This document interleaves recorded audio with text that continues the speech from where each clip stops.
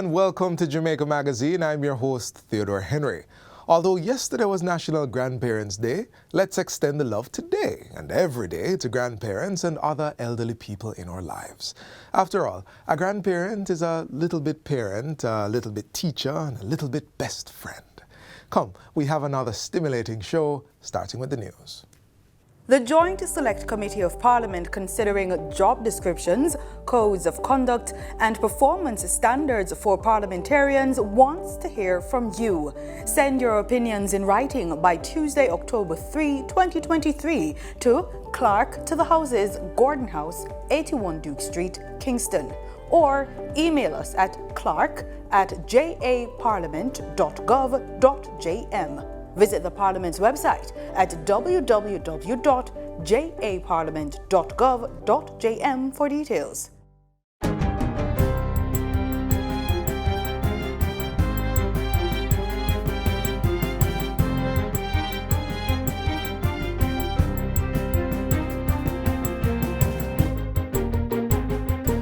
Good day, I am Adrian Atkinson and this is your JIS News for Monday, September 25, 2023. The Ministry of Health and Wellness today activated the National Emergency Operations Centre and all emergency operations centres at the parish level.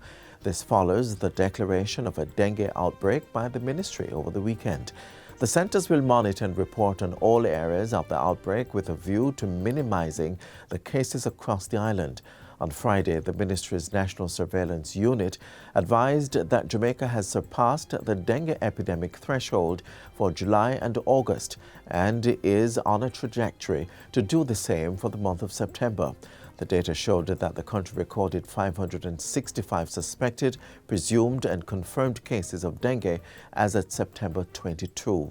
Of that number, 78 cases had been confirmed, with the majority of the cases seen in Kingston and St. Andrew, St. Catherine and St. Thomas. Portfolio Minister Dr. Christopher Tufton says this means the country has seen an increase in the number of cases compared with the levels usually seen during these months of the year. We have mobilized the parish health committees who are now working with the vector control teams in each parish.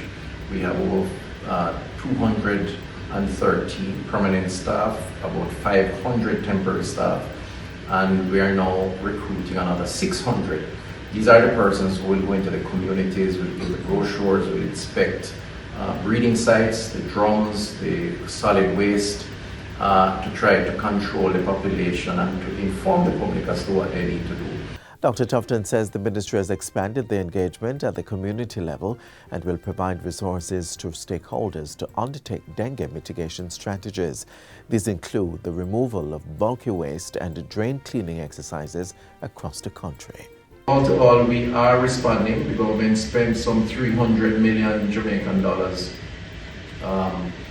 3 years ago to restock our fleet. We have over 50 vans, pickup trucks for vector control that are functional currently, over 20 mounted foggers as well as handheld foggers. We may have to secure more, and some conversations are taking place. We have adjusted the scheduling so that vector workers will work both morning and evening and on weekends. And health centers, opening hours for certain types of health centers have been extended. Starting Monday, October 2, opening hours for all Type 3 to 5 health centers have been extended to 8 p.m. The Health Ministry also reports that there are no dengue-related deaths classified at this time. However, 6 deaths are being investigated. The Heart NSTA Trust has partnered with the private sector organization of Jamaica, PSOJ, to provide 100 job opportunities for participants in the Learning and Investment for Transformation Lift program. Managing Director of the Heart NSTA Trust, Dr. Tanisha Ingleton, told JIS News that the PSOJ has submitted 98 job placement requests on behalf of 16 entities. Dr. Ingleton says all is being done to ensure equity in placements across the private sector, as well as ministries, departments and agencies. She also emphasizes that every effort will be made to ensure that participants are placed in jobs in proximity to their homes. We are reaching out to the regional health authorities because they have a footprint right across the region, right across the country so they could accommodate individuals who are in the remote rural areas. We're also reaching out to the Chamber of Commerce because they would be able to give us some insights in terms of these rural areas that would have some established firms. The one-year placement of participants will begin December 1 in pre-approved ministries, departments and agencies, MDAs, and participating private sector firms where they will receive a monthly stipend of $85,000. According to Dr. Ingleton, after this initial period of engagement, it is expected that the participants will extend their employment with the various entities. We are preparing the participants in such a way that these entities will want to keep them. And that is why we are taking them through the 8-week training around employability skills such as the punctuality, proper communication, leadership, self-management, discipline, teamwork, respect, and proper deportment. Sport Minister Olivia Grange says the cost to host the upcoming T20 Cricket World Cup games in Jamaica is not financially feasible. Minister Grange says careful discussions and consideration of the approximately $500 million were taken into account to host a few games here. It was a robust exercise in which we considered different permutations, including the option not to bid. At the end of our consultations with stakeholders, it was agreed that Jamaica should prioritize investing in developing cricket from the grassroots to the high performance levels over putting in a formal bid for the T20 World Cup. According to Minister Grange, the government will instead invest $100 million in cricket development for youth and at the school level over the next 5 years. This is in addition to plans for the rehabilitation and development of Jamaica's sports infrastructure. As a responsible minister, I'm obliged to look beyond immediate gratification to sustainable sport development that will yield immeasurable rewards at all levels in Jamaica. I had to pay attention to the cost-benefit analysis, especially in a circumstance of limited resources. Minister Grange says discussions will continue with stakeholders about bringing international cricket to Jamaica in the near future. The Ministry of Justice is looking to employ the use of mediation to assist in settling estate matters at the Administrator General's Department, AGD. Portfolio Minister Delroy Chuck says this will significantly enable the agency to close files on more than $50 billion in real estate assets under this management. I will be assisting the Administrator General's Department over the next few months to see how we might be able to use mediation to get the beneficiaries together to see if they can come to some compromise so that their estate can distribute what is there at the Administrator General and they can start using those funds and properties. Minister Chuck was addressing a Justices of the Peace JP sensitization session recently. The AGD is charged with administering the estates of persons who die without leaving a will and who have beneficiaries under the age of 18 years. Minister Chuck noted that the $50 billion in properties being managed by the AGD is a difficult challenge. If a will was made, it would have been dealt with very expeditiously. They have over close to $4 billion, probably more now, in cash, sitting in the banks that they would like to dispose of to the beneficiaries. He further noted that despite an increase in case files being completed over the last 10 to 15 years, averaging between 500 and 1,000 per year, the AGD continues to see a rise in incoming cases. And finally, business operators are being encouraged to provide access to training and certification programs for their employees. Minister of Investment and Commerce, Senator Orbin Hill, made the call at the Deno and Geddes D&G Foundation's Forklift Operator Training and Certification Program on Thursday. Minister Hill said investment in human capital will create a more skilled, adaptable and resilient workforce that can respond to global challenges and opportunities.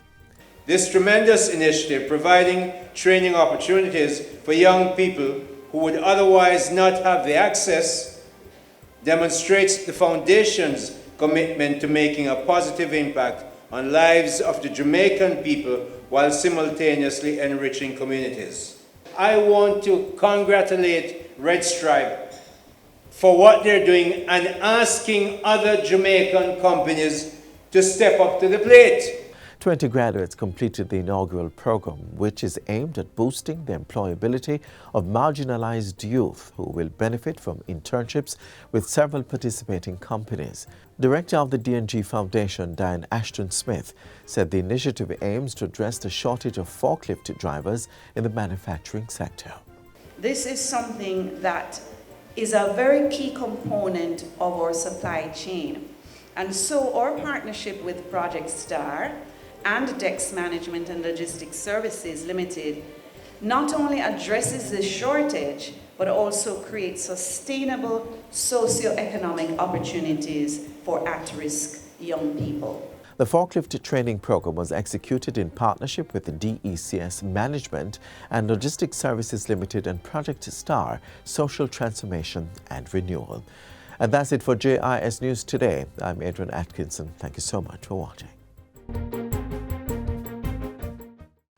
Mosquitoes will breed in containers that hold water. Tightly cover water storage containers such as drums, buckets and tanks, or cover the water surface with cooking oil. Punch holes in all tins, plastic containers and boxes to prevent the collection of water before disposal. Cover old tires or fill with dirt. Scrub all vases once per week to remove mosquito eggs and dispose of garbage by placing in plastic bags. Do your part to prevent mosquito breeding. A message from the Ministry of Health.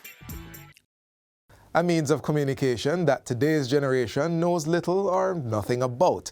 But one can be certain that some grandparents know exactly what the Royal Mail means to communities and has played in the country's history. It's an outdated practice for many and a much slower process when compared to the speed at which technology moves today. But its efforts in revolutionizing communication is certain, especially with key players at its helm helping to shape the industry. Sure, today you may prefer to hear news from your relative overseas through an email or catch up with your friends over a phone call.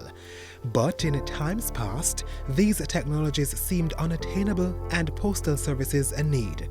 It is believed by some researchers that the first credible claim for the development of a real postal system comes from ancient Persia, while others date the service back to Egypt.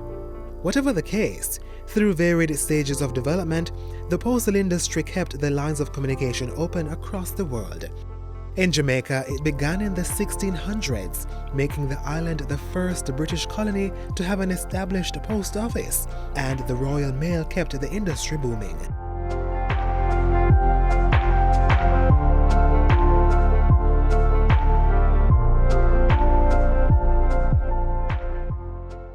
The Royal Mail, which started in the 1960s in Jamaica, quickly became one of the primary modes of transporting mails to and from post offices across the island.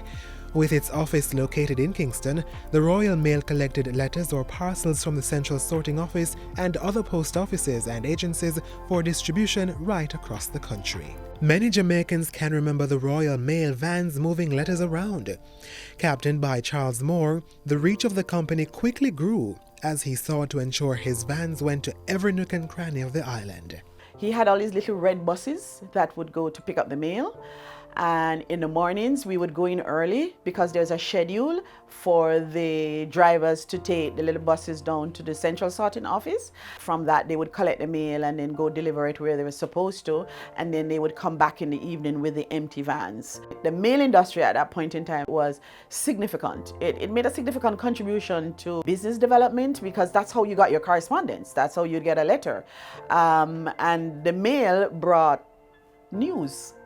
The mail van used to also transport the daily newspapers to the rural part of Jamaica too. So the mail van meant that here was information, here is something happening. So I think it contributed to business development and the growth of the economy in those times. The mail van would go to the Central Sorting Office, and pick up the mail and take it to the post offices out in the rural area. It's delivering a bundle of mail to different post office out in rural Jamaica or even in Kingston. Even if it picks it up from the central sorting office, it would take it to the Halfway Tree post office and the Constant Spring post office and those post offices so that the mail could be sorted and then put in the mailboxes. But someone had to ensure the wheels continued turning. I was delivering mail in 80s, carry mail, and then we carry staff to and from. We carry the mail around. Sometimes we carry the postman them or the post lady. Them go deliver parcel and everything there. We have to drive the Royal Mail, go airport, from airport to CSO, and from there, sometimes we go Stone Hill, Constant Spring. Remember them time you never have telegram, you know. So we always carry a parcel come at your house, we carry a register slip come, and then we carry the parcel and you either pay or you go down on the post office suite or something. Some red mailbox, them used to drop mail in there, and then we go there with the postman and clear them at evening time. After we clear the box, like 10 boxes at evening time, then we go CSO and with the postman and them finish. You know. Wilby's journey, as he said, was far and wide, even hitting some 58 kilometers outside of the capital. When we lived in Manning before we moved to Kingston, we knew about Royal Mail because that was how we know to go to the post office. We would know when the Royal Mail van came and when to go to the post office to see if there were any letters for us. You know, in those days, people wrote a lot more letters than they are writing now. So I knew about Royal Mail from when I was a child, and then met Mr. Moore, who was involved in the transportation of the mail. Charles Moore, who charted the development of the Royal Mail and dominated as a contractor in the delivery of the Daily Gleaner, distinguished himself in the field of transportation. He was driven by a commitment to create access and opportunity for every Jamaican, which proved to be the rationale behind his choice of vehicle. You depended on the mail because you didn't have Wi-Fi. You either got a letter or you get a telegram. And he was instrumental in ensuring that people got their letters. And so the Royal Mail was all over the country. Anybody who grew up in the period in the 60s and 70s and early 80s would remember the red vans with Royal Mail. Growing up in country, in rural Jamaica, we knew the schedule of the mail van, and we knew when the mail van was going to come, and therefore when we needed to run out to Moneague to see if there was any mail. And you could, you know, the Jamaican expression, you could put your pot on fire and know that the mail van was coming. And while those red vans are no longer in operation, they have played a key role in connecting people to each other and expanding Jamaica's mailing industry.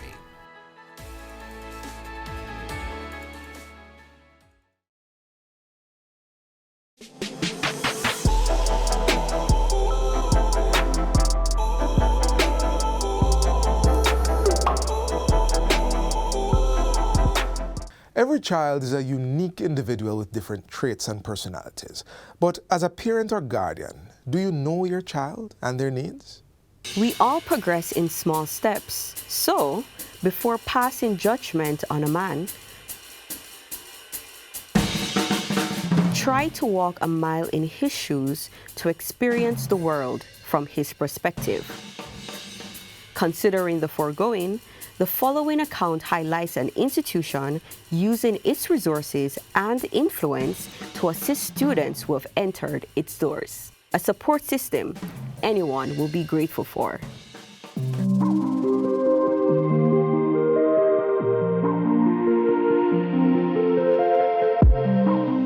First of all, I'd like to say that part of our core values at Christian High School is giving.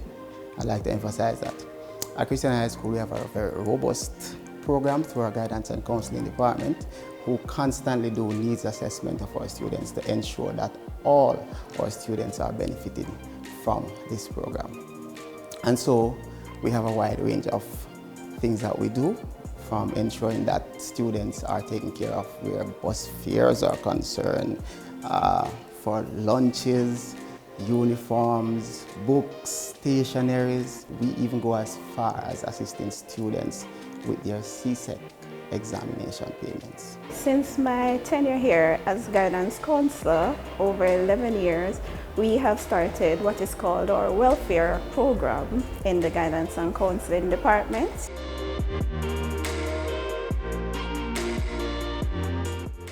The numbers cannot be counted, to be honest, but we have had a lot of students who have benefited. If I was to count, we would be counting over 500 and going. From those numbers, here are the few beneficiaries. They helped me with lunch.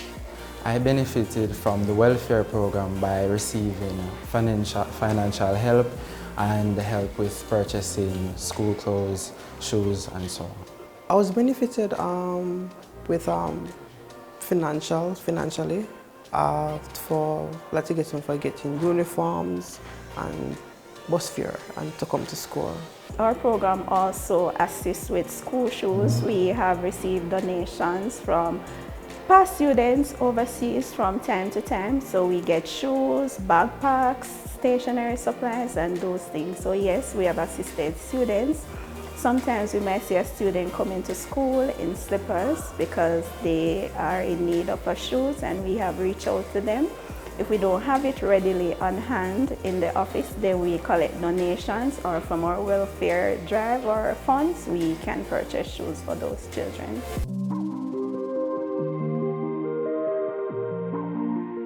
Over the years, by doing our needs assessment, we realized that children are from varied backgrounds. They're from homes where parents are unemployed, and so the needs are great.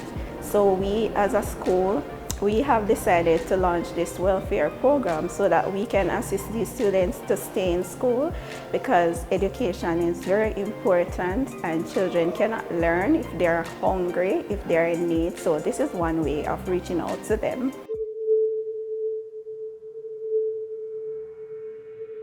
My role in the welfare program is to ensure or assist in ensuring that students who need assistance are taken care of in the best way we can. We are not just there for them as teachers, but we are their mothers, we are their fathers, and we try our best to show them that kind of support. Every opportunity we get through our assembly period, we try to ensure that we have speakers, we have motivational speakers who comes in and demonstrate this kind of love to the students. And we do our part as caregivers, as teachers, as principals. I feel extremely grateful because this helps all students, everyone that's in need, and some that just need a little bit of assistance. It helps them to be less worried about how they get through their school life.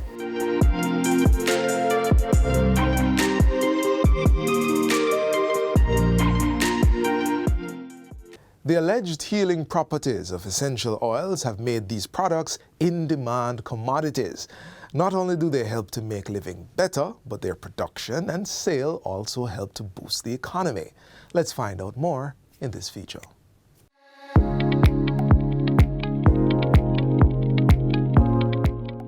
Essential oils are basically extracts made by steaming or pressing various parts of a plant, such as the flowers, bark, leaves, or fruit, to capture the components that produce fragrance. Increasing use and demand for these oils offer significant possibilities for entrepreneurship and wealth creation.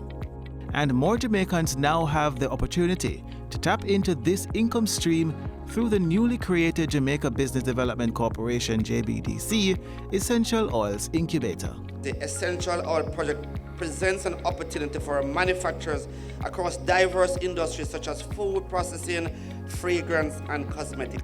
The global essential oils market is growing steadily, and according to Markets and Markets Research, it is projected to earn $15.3 billion in 2027, up from its current market size of $8.8 billion.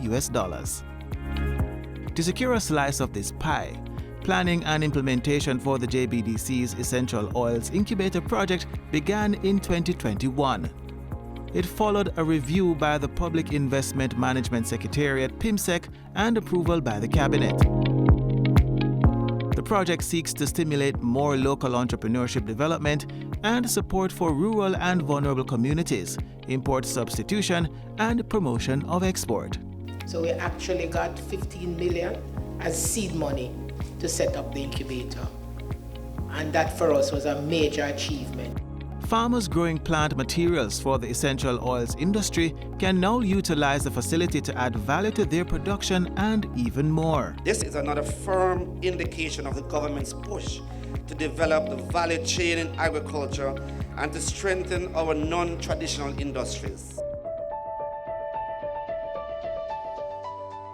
The impact of increased homemade products will be significant in reversing the current trend, where about 80% of essential oils used locally is imported. We need to reduce our import bill. There's no doubt about that. So why don't we provide for the needs of our own people by using what we have? Why not?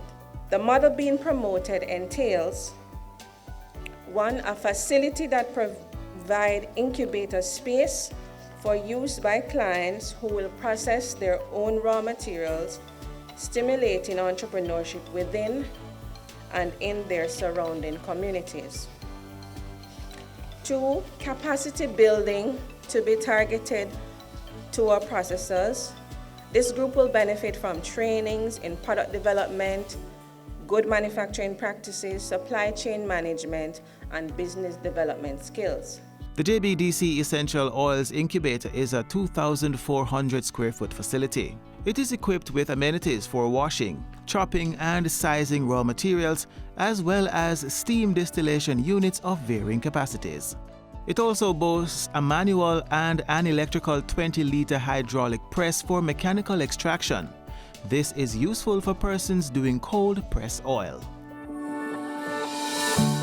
There is also a peristaltic filler and a small laboratory equipped to do some of the standard tests required on essential oils that will be produced in the space. And when we say from concept to market, which is our byline, it means that the whole value chain have opportunities, and we want the oil to work, to get all the wheels turning, so that we really have full benefit at the end of the day. Projections are that 4,500 people will be impacted by the end of the 4-year cycle of this particular project. In Jamaica, we have the raw material for the oils, which are in high demand: ginger, turmeric, lemongrass, pimento, castor oils, coconut oil. Demand for these products is being fueled by an increased perception amongst consumers of the health benefits, therapeutic and otherwise. Some plant-derived essential oils are said to have antibacterial and antifungal properties, and there are those used for aromatherapy to treat a wide range of conditions, including anxiety, pain, and insomnia.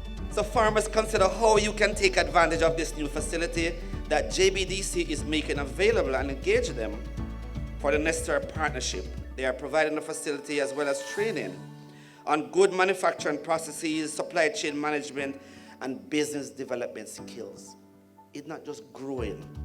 Growing that's primary production. You get the least from primary production. The opportunity for business along the value chain extends from just farming the raw materials to operating a processing facility, supplying equipment and packaging, transportation, warehousing, and marketing. And if any of this strikes your passion, rest assured the JBDC is ready to take you from concept to market.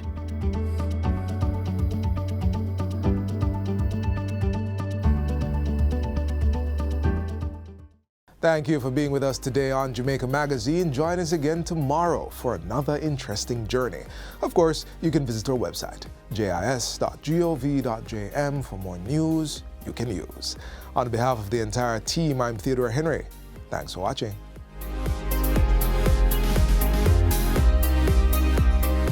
This has been a production of the Jamaica Information Service, the voice of Jamaica.